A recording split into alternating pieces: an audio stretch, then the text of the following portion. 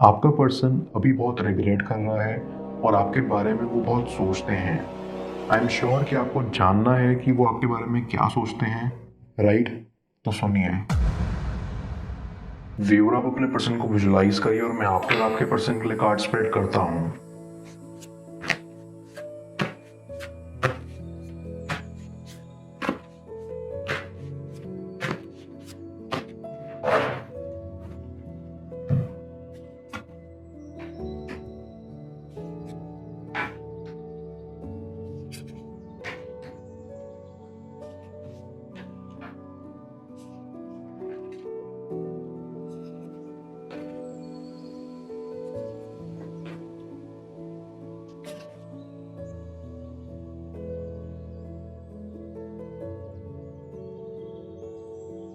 I understand one thing कि आप और आपके पर्सन के बीच में जो सबसे बड़ी बाधा है वो ये कि आप दोनों विद टाइम एक दूसरे से बहुत ज़्यादा दूर हो गए हो।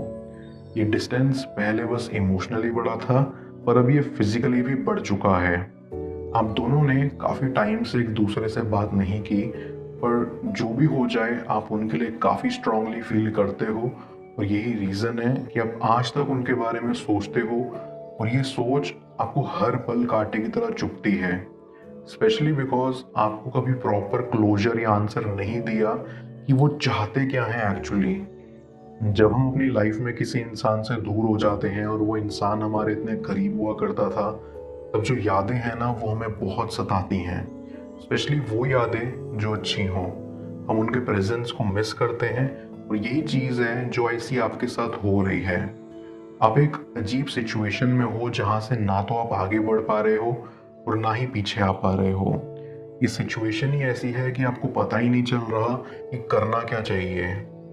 मैं ये फील कर सकता हूँ कि यहाँ से आप अपनी लाइफ में सक्सेस की ओर बढ़ रहे हो। आपने काफ़ी कुछ एस्टैब्लिश किया है और आपकी सारी एस्टैब्लिशमेंट्स पे आपने बहुत एफर्ट्स डाले हैं। जब आपका रिलेशनशिप टूट गया था तो आपको लगा था कि आप टूट जाओगे और खुद को हैंडल नहीं कर पाओगे, बिकॉज आप अपने पर्सन पे इमोशनली काफ़ी डिपेंडेंट थे। पर आपने पूरी चीज़ को काफ़ी स्ट्रांगली हैंडल करा और यही बात आपकी सबसे अच्छी है, जिसकी वजह से आप इतने सक्सेसफुल हो पाए हो। आपने जो मैच्योरिटी दिखाई है उसकी दाद देनी ही पड़ेगी, बिकॉज ऐसे लोग बहुत कम होते हैं जो टूट के बिखर जाएं पर अपने टूटे हुए हिस्सों को दोबारा जोड़कर उसमें से उठ पाएं। पर आप ये समझ नहीं पा रहे हो कि आप कितना अच्छा कर रहे हो अपनी जिंदगी में। आपने इतने मैच्योरली सब कुछ हैंडल करा, पर फिर भी आप सोचते हो कि आपने अपना बेस्ट नहीं दिया। मैं आपको बता दूं कि ऐसा तो बिल्कुल भी नहीं है। आपने अपना 100% दिया और आपको नाज होना चाहिए खुद पर। उन्होंने कहीं ना कहीं आपके रास्ते को रोक कर रखा था। कहीं ना कहीं वो आपके वे में बैरियर बने हुए थे और आपको वो हासिल करने नहीं दे रहे थे जिसके आप हकदार हो। मैं ऐसा नहीं बोल रहा कि उन्होंने डायरेक्टली आपको बोला था कि आप अपने सपनों की तरफ वर्क ना करो। इनफैक्ट उन्होंने आपको काफ़ी मोटिवेट किया था ताकि आप और अच्छा काम कर सको। बट एक्चुअली उनके थॉट्स ने आपको इतना डुबो कर रख दिया था कि आपको टाइम ही नहीं मिल रहा था अपने करियर पे फोकस करने का। जब आप किसी से प्यार करते हो और जब उनके साथ कुछ बुरा होता है तो आप भी अच्छे से कंसंट्रेट नहीं कर पाते हो। वो चीज़ आपका कंसंट्रेशन पूरा ले लेती है और आपके साथ भी यही हुआ। आपका पर्सन आप दोनों के बॉन्ड पे फोकस ही नहीं कर पा रहा था और आपको टाइम ही नहीं दे पा रहा था। आई फील कि आपका पर्सन और आपके बीच में एक थर्ड पर्सन आ गया था और टेम्पररीली आपके पर्सन का दिल उन पर चला गया था। आपके अगेंस्ट वो आपके पर्सन को मैनिपुलेट करते गए और आपका पर्सन भी वीक होता गया। उन्होंने बिल्कुल मैच्योरिटी नहीं दिखाई और ये चीज़ बहुत बुरी है। ऐसा होना नहीं चाहिए।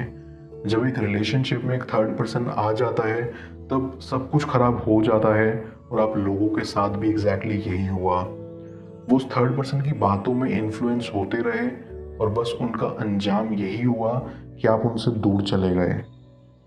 अब इस बात को वो जितना भी रिग्रेट करें लेकिन कुछ कर नहीं पा रहे।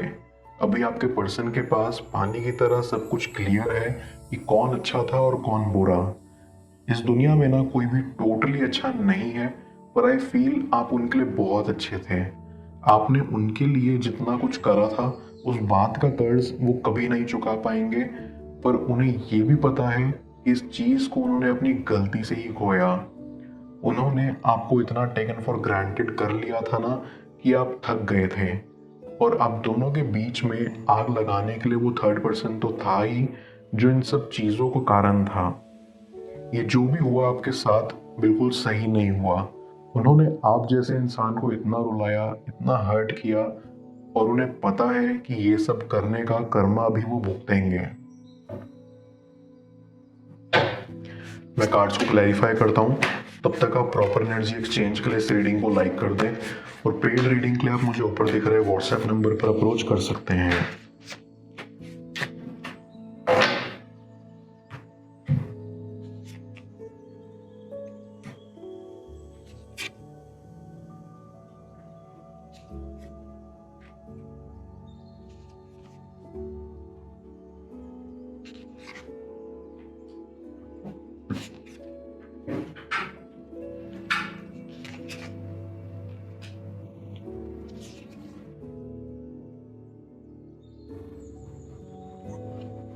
I get a strong feeling कि आप दोनों के बीच में प्यार तो काफ़ी ज़्यादा था ही, और आपके पर्सन के साइड से भी इनिशियली काफ़ी प्यार और अंडरस्टैंडिंग थी। आप दोनों एक दूसरे के लिए काफ़ी सही थे, पर जब वो थर्ड पर्सन आप दोनों के बीच में आया, तब से सारी प्रॉब्लम स्टार्ट हुई। अभी तो उनके पास क्लैरिटी है कि हर एक स्टेप में कैसे उन्होंने आप दोनों के बीच में एक गैप क्रिएट किया। मिसअंडरस्टैंडिंग मेन रीज़न था कि आप दोनों के बीच में इतने प्रॉब्लम्स होते थे। सबसे बुरी चीज़ ये थी कि आपका पर्सन चीज़ों को समझने के लिए रेडी नहीं था। उन्होंने कम्युनिकेट ही नहीं करा कभी आपसे इन सब को लेके, और आप भी बस डिसअपॉइंटेड होते होते एक दिन बर्स्ट हो गए। आप भी सहते तो आखिर कितना। आई ऑल्सो अंडरस्टैंड कि आप कभी ये आइडेंटिफाई नहीं कर पाए कि आपका पर्सन आखिर ऐसे बिहेव क्यों कर रहे हैं। क्या हुआ अचानक कि वो इतना चेंज हो गए।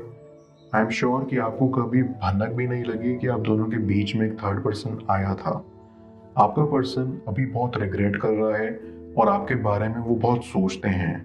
आई एम श्योर कि आपको जानना है कि वो आपके बारे में क्या सोचते हैं, राइट? तो सुनिए। वो आपके बारे में सबसे पहली चीज़ ये सोचते हैं कि वो कितने सॉरी हैं और गिल्टी हैं कि उन्होंने आपका प्यार ठुकराया, पर वो आपके साथ एक फ्यूचर देखते हैं, और ये फ्यूचर बहुत खूबसूरत होगा, जहां आप दोनों बहुत खुश रहोगे और वो एक बेटर पर्सन होंगे। वो बस सोचते हैं कि काश वो एक बार आपको अपनी आंखों के सामने देखें तो उनका दिन अच्छा जाएगा, पर अभी वो ये भी जानते हैं कि उनको आपसे दूर रहना होगा, क्योंकि उसमें आपकी भलाई है। आप अपनी ज़िंदगी में सक्सेसफुल हो रहे हो, और वो नहीं चाहते कि वो आपके रास्ते में बाधा बने। वो सोचते हैं कि वो कितने इमेच्योर थे और नासमझ थे कि उन्होंने आपको कितना हर्ट किया और आप दोनों का बॉन्ड तोड़ दिया। अगर थोड़ा वाइजली उन्होंने सोचा होता तो शायद आप दोनों खुश रहते। आप एक ऐसे इंसान हो जो उन्हें उनकी लाइफ की सारी नेगेटिव चीज़ों को भुला देने में हेल्प करते हैं। आप नहीं होते तो उनकी लाइफ आज काफ़ी ज़्यादा डिफरेंट होती, और ये डिफरेंस कुछ खास अच्छा नहीं होता। उनको पता है कि आप ही वो इंसान हो जो उन्हें खुश रख पाएगा और ज़िंदगी में आगे चलने में हेल्प करेगा। आप उनको जैसा फील कराते हो वैसा वो किसी और के साथ नहीं कर सकते। आप इतने अच्छे हो कि वो कंफ्यूज हो जाते हैं कि लाइफ में उन्होंने एक ऐसा इंसान पाया तो आखिर कैसे, और वो खुद को कोसते हैं कि उन्होंने आपको इतना क्लोजली पाने के बावजूद आपको खो दिया। वो एम्बैरेस्ड हैं कि उन्होंने इतनी बुरी तरीके से आपको ट्रीट करा। उनका इंटेंशन कभी ये नहीं था कि वो आपको हर्ट करें, वो बस खुद की फीलिंग्स को फिगर आउट करने की कोशिश कर रहे थे। ऐसा करते करते उन्होंने आपको हर्ट कर दिया, और आज ये सिचुएशन पे आप दोनों खड़े हो। वो आपके सामने सब कन्फेस करना चाहते हैं, बट उनका गिल्ट इतना ज़्यादा है कि वो ये कर नहीं पा रहे हैं।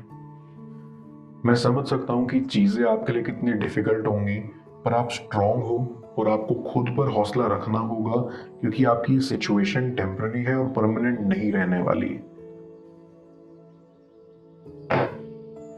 मैं ओरेकल ऑफ द फेरीज की मदद से यूनिवर्स से आपके लिए एडवाइस पूछूंगा। देखते हैं यूनिवर्स आज आपको क्या एडवाइस करना चाह रहा है।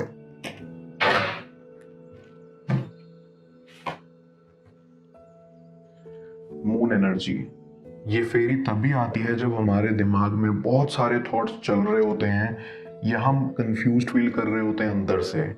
ये फेरी आपको यहाँ कहना चाहती है कि इस वक्त आप जो भी चैलेंज और स्ट्रगल फेस कर रहे हो, सिर्फ उसके सॉल्यूशन पर ही फोकस बनाओ। बाकी सारी कंसर्न्स यूनिवर्स खुद पर खुद दूर कर देगा। आपकी जो भी विश है, आपको उसके डिजायर का सीड अपने अंदर प्लांट करना है और उसे मैनिफेस्ट करना है, क्योंकि ये मून फेज आपकी मैनिफेस्टेशन पावर्स कई गुना बढ़ा देगा। आपको छोड़ने का पछतावा उन्हें कैसे तरसाएगा, जाने स्क्रीन पर शो हो रही इस अगली टैरो रीडिंग में। पेड पर्सनल रीडिंग के लिए आप मुझे ऊपर दिख रहे व्हाट्सएप नंबर पर अप्रोच कर सकते हैं। मैं मिलता हूँ आपसे दोबारा अगली टैरो रीडिंग में। Till then, bless you.